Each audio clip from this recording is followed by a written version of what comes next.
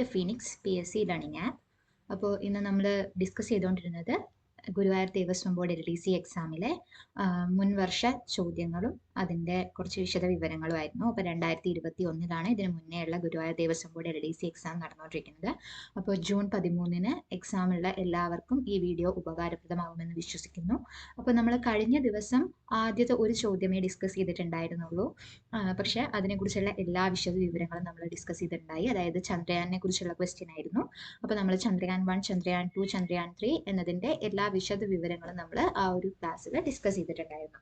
പിന്നെ നമ്മൾ രണ്ടാമത്തെ ചോദ്യത്തിലേക്ക് കടക്കുകയാണ്. അപ്പോൾ എല്ലാവർക്കും ഈ വീഡിയോ ഉപകാരപ്രദമാകുമെന്ന് വിശ്വസിക്കുന്നു.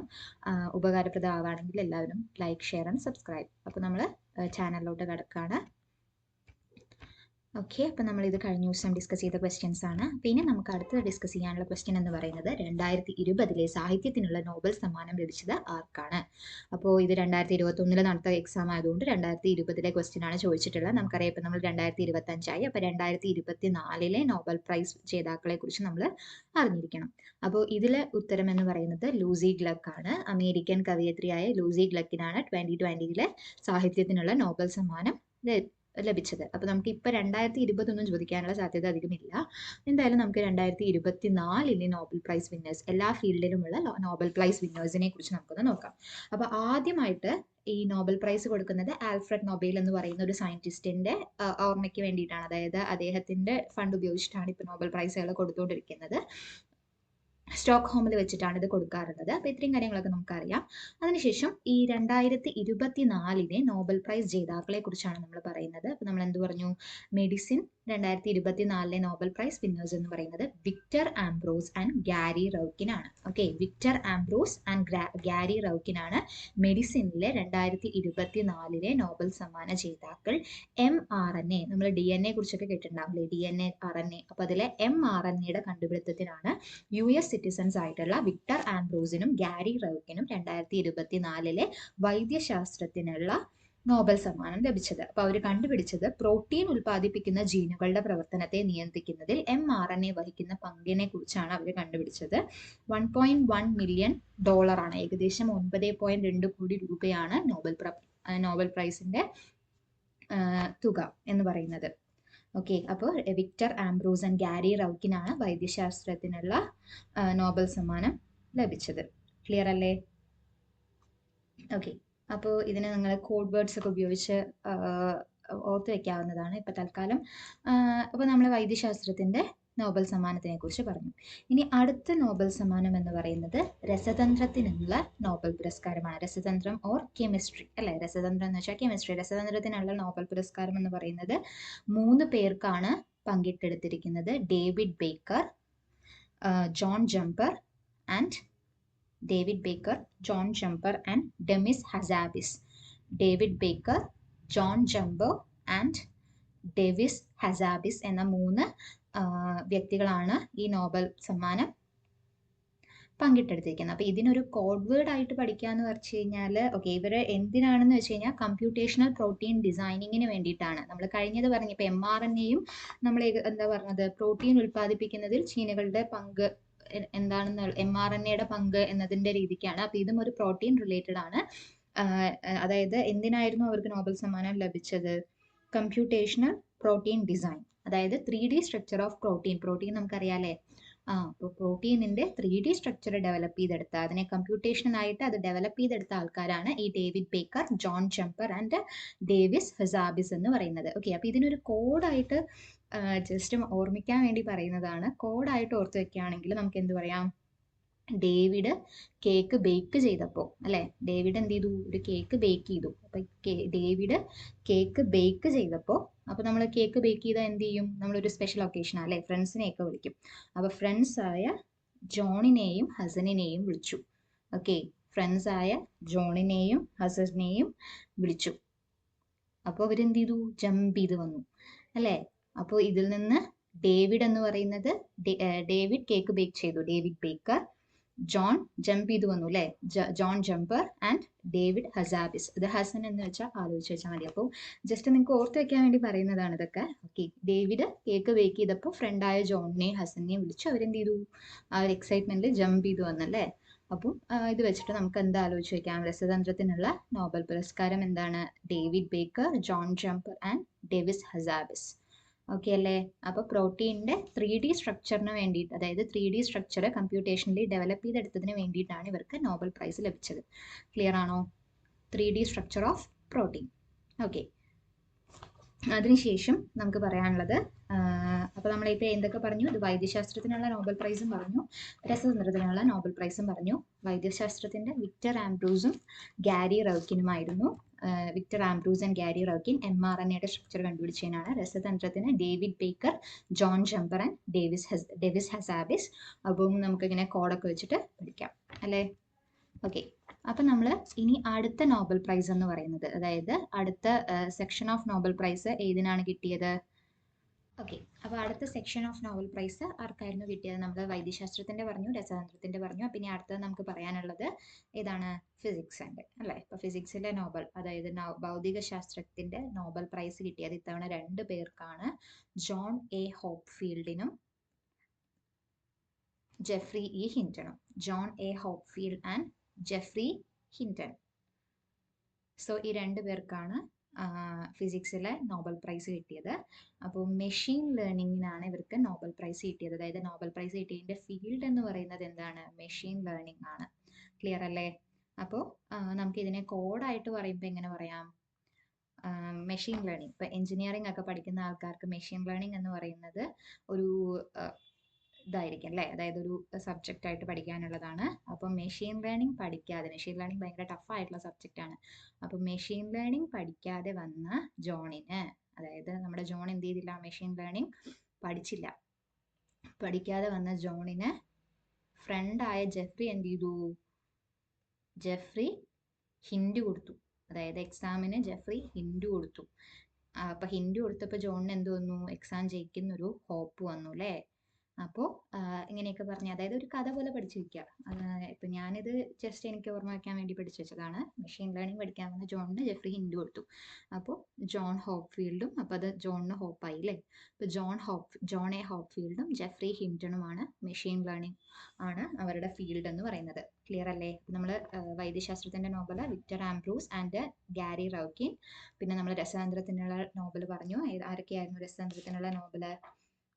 David Baker, John Jumper and David Hassabis ആയിരുന്നു. ഫിസിക്സിന്റെ Nobel John A Hopfield and Geoffrey E Hinton ആണ്. ഇനി അടുത്തത് നമുക്ക് പറയാനുള്ളത് സാഹിത്യത്തിനുള്ള നോബലാണ്. ഓക്കെ, അപ്പൊ ഈ സാഹിത്യത്തിനുള്ള നോബലിന് ഒരു പ്രത്യേകതയുണ്ട്. ഇത്തവണത്തെ സാഹിത്യ നോബലിന്റെ പ്രത്യേകത എന്താണെന്ന് വെച്ച് കഴിഞ്ഞാൽ, ആദ്യമായിട്ടാണ് ഒരു സൗത്ത് കൊറിയൻ സിറ്റിസണ് ഇത്തവണ നോബൽ ലഭിച്ചിരിക്കുന്നത്. ഇത് സൗത്ത് കൊറിയൻ വനിതയ്ക്കാണ് ഇത്തവണ നോബൽ സാഹിത്യത്തിനുള്ള നോബൽ പ്രൈസ് കിട്ടിയിട്ടുള്ളത്. സൗത്ത് കൊറിയൻ റൈറ്ററിന്റെ പേരെന്താണ്? Han Kang. Okay, Han Kang എന്ന പേരുള്ള ഒരു സൗത്ത് കൊറിയൻ റൈറ്റർക്കാണ് ഇത്തവണത്തെ സാഹിത്യത്തിനുള്ള നോബൽ പ്രൈസ് കിട്ടിയിട്ടുള്ളത്. അപ്പോൾ ദക്ഷിണ കൊറിയൻ വനിതയാണ്. സോ സൗത്ത് കൊറിയൻ ആണ്, ഫസ്റ്റ് സൗത്ത് കൊറിയൻ വനിതയാണ് സാഹിത്യത്തിനുള്ള നോബൽ പുരസ്കാരം നേടുന്നത്. ദി വെജിറ്റേറിയൻ, അതുപോലെ വൈറ്റ് ബുക്ക് എന്നതൊക്കെയാണ് ഇവരുടെ പ്രധാനപ്പെട്ട, അതായത് ഫേമസ് ആയിട്ടുള്ള ബുക്സ് എന്ന് പറയുന്നത്. ഓക്കെ അല്ലേ? അപ്പോൾ ഇത് അത്ര വലിയ നമുക്ക് ഓർമ്മ വെക്കാൻ ഇതില്ല, ഒരു പേരേ ഉള്ളൂ. ഹാൻ ക്യാങ് ആണ്, സൗത്ത് കൊറിയൻ സ്വദേശിനിയാണെന്ന് അറിയാം. അവരുടെ പേര് കേൾക്കുമ്പോൾ തന്നെ നമുക്കറിയാം അല്ലേ? ആ ഒരു ഭാഗത്തെയാണ്. ഓക്കെ, അപ്പോൾ സാഹിത്യത്തിനുള്ള Nobel Han Kang, South Korea. Clear അല്ലേ? ഇനി അടുത്തത് സമാധാനത്തിനുള്ള നോബൽ പുരസ്കാരം. സമാധാനത്തിനുള്ള നോബൽ പുരസ്കാരം ഇത്തവണ ലഭിച്ചിരിക്കുന്നത് ഒരു ജപ്പാൻ ഏജൻസി ആയിട്ടുള്ള നിഹോൺ ഹിഡാൻക്യോ എന്ന ഏജൻസിക്കാണ്. ഓക്കെ, നിഹോൺ ഹിഡാൻക്യോ എന്ന ഏജൻസിക്കാണ്. അപ്പോൾ നമുക്ക് ജപ്പാന്റെ കാര്യം അറിയാം. അതായത് 1945 ഹിരോഷിമ നാഗസാക്കി ബോംബ് വർഷിക്കപ്പെട്ടു. അപ്പോൾ അതിന്റെ പ്രത്യാഘാതങ്ങൾ ഇപ്പോഴും അവിടെ അനുഭവിച്ചുകൊണ്ടിരിക്കുകയാണ് അല്ലെ ആൾക്കാർ. അതായത് അന്ന് ബോംബ് ഒരുപാട് നാശനഷ്ടം ഉണ്ടാക്കിയാലും ഇപ്പോഴും ആ ഒരു ആണവ പരീക്ഷണം നടത്തിയതിന്റെ അനന്തരഫലങ്ങൾ അവിടുത്തെ ജനത അനുഭവിക്കുന്നുണ്ട്. അതായത് ക്യാൻസർ ആയിട്ടും മാരകാസുഖങ്ങളായിട്ടും ഇപ്പോഴും ആ ഒരു ആണവ പരീക്ഷണത്തിന്റെ അല്ലെങ്കിൽ ആ ഒരു ബോംബിന്റെ ഇഫക്റ്റ് അനുഭവിച്ചുകൊണ്ടിരിക്കുന്ന ആൾക്കാരാണ് ജപ്പാന്റെ ജനത എന്ന് പറയുന്നത്. അപ്പൊ അതുകൊണ്ട് തന്നെ ഈ ആണവ പരീക്ഷണങ്ങൾക്കെതിരെ അല്ലെങ്കിൽ ആണവ ആയുധങ്ങൾക്കെതിരെ പോരാടുന്ന, അന്ന് ഹിരോഷിമ നാഗസാക്കി ദുരന്തത്തിൽ അതിജീവിച്ച അതിജീവിതര് കൊണ്ടുവന്നൊരു സംഘടനയാണ് നിഹോൺ ഹിഡാൻക്യോ എന്ന് പറയുന്നത്. സോ ന്യൂക്ലിയർ വെപ്പൺസിനെതിരെ പോരാടുന്ന ഒരു സംഘടനയാണ് നിഹോൺ ഹിഡാൻക്യോ. ക്ലിയർ അല്ലേ? നമ്മൾ ഇത്രയും പറഞ്ഞു. സാഹിത്യത്തിനുള്ള നോബല്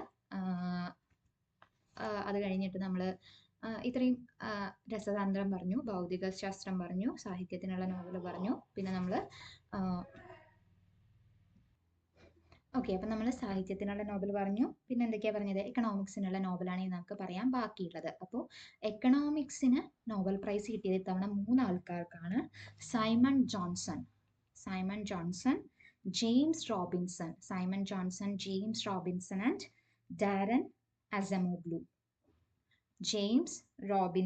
ആൻഡ് ഡാരൻ അസമോഗ്ലു. അപ്പോൾ പേര് കുറിച്ച് പഠിക്കാൻ ബുദ്ധിമുട്ടാണ്, പക്ഷെ നമുക്ക് പഠിച്ചല്ലേ പറ്റുള്ളൂ. ഓക്കെ. അപ്പോൾ ഡാരൻ അസമോഗ്ലു. അപ്പൊ കഴിഞ്ഞ എക്സാമിന് എന്തെന്ന് ക്വസ്റ്റ്യൻ വന്നിട്ടുണ്ട്?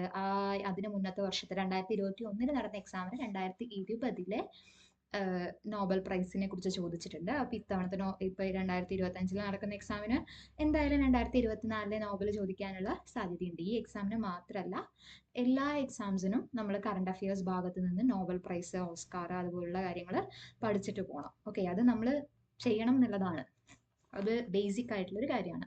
അപ്പോൾ Simon Johnson, James Robinson and Daron Acemoglu എന്ന് പറയുന്ന 3 പേർക്കാണ് എക്കണോമിക്സിലെ നോബൽ പ്രൈസ് കിട്ടിയത്. സാമ്പത്തിക അസമത്വത്തിനെ കുറിച്ചുള്ള പഠനത്തിനാണ് ഇവർക്ക് നോബൽ പ്രൈസ് കിട്ടിയത്. അപ്പോൾ ഇതാണ് നമ്മൾ നോബലിനെ കുറിച്ച് പറഞ്ഞത്. എല്ലാവർക്കും മനസ്സിലായി എന്ന് വിശ്വസിക്കുന്നു. അപ്പം ഇന്നത്തെ രണ്ടാമത്തെ ക്വസ്റ്റ്യൻ ആണ് നമ്മളിവിടെ പറഞ്ഞത്. മെഡിസിൻ ആരൊക്കെയായിരുന്നു? വിക്ടർ ആംബ്രൂസും ഗാരി റൌക്കിനും, mRNA കണ്ടുപിടുത്തത്തിന്, രസതന്ത്രത്തിന് David Baker, John Jumper and Davis Hassabis. അവർ പ്രോട്ടീൻ്റെ 3D സ്ട്രക്ചറിൻ്റെ കണ്ടുപിടുത്തത്തിന് വേണ്ടിയിട്ടാണ്. അതിനുള്ള കോഡൊക്കെ നമ്മൾ പറഞ്ഞിട്ടുണ്ടായിരുന്നു അല്ലേ? അത് കഴിഞ്ഞ് നമ്മൾ ഫിസിക്സിൻ്റെ ഭൗതികശാസ്ത്രത്തിൻ്റെ Nobel prize John A Hopfield and Geoffrey E Hinton ആണ്. മെഷീൻ ലേണിങ്ങിന് വേണ്ടിയിട്ടാണ് അവർക്ക് നോബൽ പ്രൈസ് ലഭിച്ചത്. പിന്നെ നമ്മൾ സാഹിത്യത്തിനുള്ള നോബൽ ഹാൻ ക്യാങ് ആണ്. ദക്ഷിണ കൊറിയൻ സ്വദേശിനിയായ ഹാൻ ക്യാങ് ആണ്. പിന്നെ നമ്മൾ ഏതായിരുന്നു പറഞ്ഞിട്ടുണ്ടായിരുന്നത്? പീസ് അല്ലേ? സമാധാനത്തിനുള്ള നോബൽ പുരസ്കാരം ആണവായുധങ്ങൾക്കെതിരെ പോരാടുന്ന ജപ്പാൻ ഏജൻസി ആയിട്ടുള്ള നിഹോൺ ഹിഡാൻക്യോ, അതായത് ഹിരോഷിമ നാഗസാക്കി ബോംബിന്റെ അതിജീവിതര് രൂപീകരിച്ചൊരു സംഘടനയാണ് നിഹോൺ ഹിഡാൻക്യോ. ക്ലിയർ അല്ലേ? പിന്നെ നമ്മൾ എന്ത് പറഞ്ഞു? എക്കണോമിക്സിനുള്ള Nobel prize Simon Johnson, James Robinson, Daron Acemoglu. സാമ്പത്തിക അസമത്വത്തിന് പഠനത്തിനാണ് അവർക്ക് നോബൽ പ്രൈസ് കിട്ടിയത്. അപ്പോൾ ഇത്രയും കാര്യങ്ങളാണ് നമ്മൾ നോബൽ പ്രൈസിനെ കുറിച്ച് പറയാനുള്ളത്. ഇതായിരുന്നു നമ്മുടെ രണ്ടാമത്തെ ക്വസ്റ്റ്യൻ എന്ന് പറയുന്നത്. ഓക്കെ. അപ്പോൾ ഈ ക്ലാസ്സുകൾ എന്തായാലും നിങ്ങൾക്ക് ഉപകാരപ്രദമാകുമെന്ന് എനിക്ക് 100% ഉറപ്പുണ്ട്. കാരണം നമ്മൾ പ്രീവിയസ് ഇയേഴ്സ് എപ്പോഴും നമ്മൾ ഒരു എക്സാമിനെ അപ്രോച്ച് ചെയ്യുന്ന സമയത്ത്, പ്രത്യേകിച്ച് ചുരുങ്ങിയ സമയമുള്ള സമയത്ത്, നമ്മൾ എന്താ ചെയ്യേണ്ടത്? മുൻവർഷ ചോദ്യങ്ങൾ നോക്കിയിട്ട് അതുമായി ബന്ധപ്പെട്ട് ഇപ്പോൾ ചോദിക്കാൻ സാധ്യതയുള്ള ക്വസ്റ്റ്യൻസ് ആണ് നമ്മൾ ചെയ്തിട്ട് പോകേണ്ടത്. ഓക്കെ അല്ലേ? അപ്പം നമുക്ക് അടുത്ത ക്വസ്റ്റ്യനിലോട്ട് പോകാം. അമേരിക്കൻ ഡെമോക്രാറ്റിക് പാർട്ടിയുടെ ചിഹ്നം എന്താണ് എന്നതാണ് അടുത്ത ക്വസ്റ്റ്യൻ എന്ന് പറയുന്നത്. ഓക്കെ. അപ്പോൾ ഇവിടുത്തെ ഇന്ത്യയിലെ കാര്യമൊന്നല്ല ചോദിച്ചിരിക്കുന്നത് അല്ലേ? അമേരിക്കയിലെ കാര്യമാണ് ചോദിച്ചിരിക്കുന്നത്. സോ അമേരിക്കൻ ഡെമോക്രാറ്റിക് പാർട്ടിയുടെ ചിഹ്നം എന്ന് പറയുന്നത് ഓപ്ഷൻസ് എന്തൊക്കെയായിരുന്നു? ആമ, കഴുത, ഒട്ടകം, ആന. അപ്പോൾ ഇതിലെ ആൻസർ എന്ന് പറയുന്നത് കഴുതയാണ്. ഓക്കെ.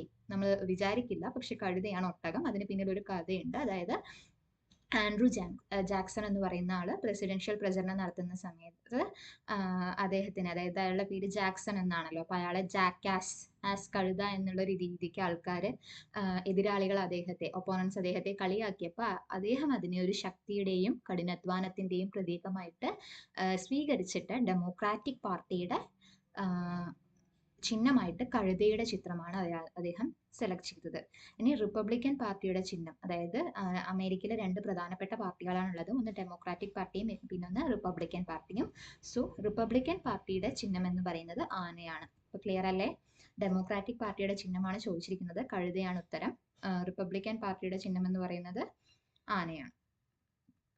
ക്ലിയർ ആണോ? അപ്പോൾ നമ്മുടെ മൂന്നാമത്തെ ഇതിനെ കുറിച്ച് നമ്മൾ ഇത്രേ ഇതാക്കാനുള്ളൂ.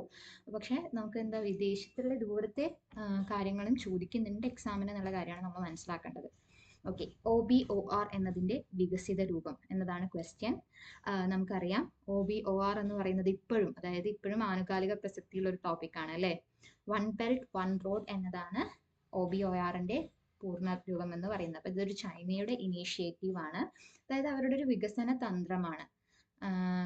ഇതിനെ 2017 തൊട്ട് ബെൽറ്റ് ആൻഡ് റോഡ് ഇനീഷ്യേറ്റീവ് എന്നാണ് അറിയുന്നത്. അതായത് മുന്നേ OBOR എന്നായിരുന്നു, ഇപ്പൊ ബെൽറ്റ് ആൻഡ് റോഡ് ഇനീഷ്യേറ്റീവ് എന്നാണ്. ആക്ച്വലി ഈ ബെൽറ്റ് ആൻഡ് റോഡ് ഇനീഷ്യേറ്റീവിനെ പേടിച്ചിട്ട് ഇന്ത്യ വേറെ പല രാജ്യങ്ങളുമായിട്ട് അതായത് അയൽ രാജ്യങ്ങളുമായിട്ട് ഒരുപാട് കരാറുകളിൽ ഏർപ്പെടുന്നുണ്ട്. അപ്പോൾ ഇവരുടെ ലക്ഷ്യം എന്ന് പറയുന്നത് ഇപ്പൊ നമുക്കറിയാം സിൽക്ക് റൂട്ട് അല്ലേ, അതായത് ചൈനയിലോട്ടുള്ള പ്രധാന എക്കണോമിക് കോറിഡോർസ് ആയിരുന്നു സിൽക്ക് റൂട്ടുകൾ. അപ്പൊ സിൽക്ക് റോഡുകളെയും അതായത് അത് കരമാർഗമാണ്, സമുദ്രപാതകളെയും ഒരുമിപ്പിക്കുന്ന രീതിയിൽ ഏഷ്യ, യൂറോപ്പ്, ആഫ്രിക്ക എന്നിവിടങ്ങളിലെ രാജ്യങ്ങൾക്ക് അടിസ്ഥാന സൗകര്യങ്ങളും വ്യാപാര ബന്ധങ്ങളും, മെയിൻ ആയിട്ടുള്ള ലക്ഷ്യം എന്ന് പറയുന്നത് വ്യാപാര ബന്ധം, അതായത് എക്കണോമിക് ആയിട്ടുള്ള ഒരു പവറായിട്ട് വളരുക എന്നതാണ്. അപ്പൊ ഇതിന്റെ രണ്ട് പ്രധാന ഘടകങ്ങൾ എന്ന് പറയുന്നത് അതായത് ഒന്ന് നമ്മുടെ സിൽക്ക് റൂട്ട് അല്ലെ, സിൽക്ക് റൂട്ടിനെയും അതുപോലെയുള്ള സമുദ്രമാർഗത്തിനെയും നമ്മൾ എന്ത് ചെയ്യാണ്, ബന്ധിപ്പിക്കാൻ നോക്കുകയാണ്. അപ്പൊ പ്രാദേശിക ബന്ധം മെച്ചപ്പെടുത്തുക എന്നതാണ് ഇതിലെ മെയിൻ ആയിട്ടുള്ള, അതായത് ഒന്ന് എക്കണോമിക് ആയിട്ടുള്ള ഒരു ലക്ഷ്യമുണ്ട്, അതല്ലാതെ പ്രാദേശിക ബന്ധം മെച്ചപ്പെടുത്തുക എന്നതാണ് വൺ ബെൽറ്റ് വൺ റോഡ് ഇനീഷ്യേറ്റീവിന്റെ മെയിൻ ആയിട്ടുള്ള ലക്ഷ്യം എന്ന് പറയുന്നത്. ക്ലിയർ അല്ലേ? അപ്പോൾ ഇന്ന് നമ്മൾ 3 ക്വസ്റ്റ്യൻസ് ആണ് ഡിസ്കസ് ചെയ്തത്. അതിന് വിശദമായ വിവരങ്ങൾ നമ്മൾ പറഞ്ഞിട്ടുണ്ട്. അപ്പോൾ ഈ ഒരു വീഡിയോ നിങ്ങൾക്ക് ഉപകാരപ്രദമായി എന്ന് വിശ്വസിക്കുന്നു. അപ്പം ഇഷ്ടപ്പെട്ടാൽ ലൈക്ക് ചെയ്യുക, ഷെയർ ചെയ്യുക, സബ്സ്ക്രൈബ് ചെയ്യുക. ഓക്കെ, അപ്പോൾ അടുത്ത വീഡിയോയിൽ ബാക്കി ക്വസ്റ്റ്യൻസുമായിട്ട് നമുക്ക് കാണാം.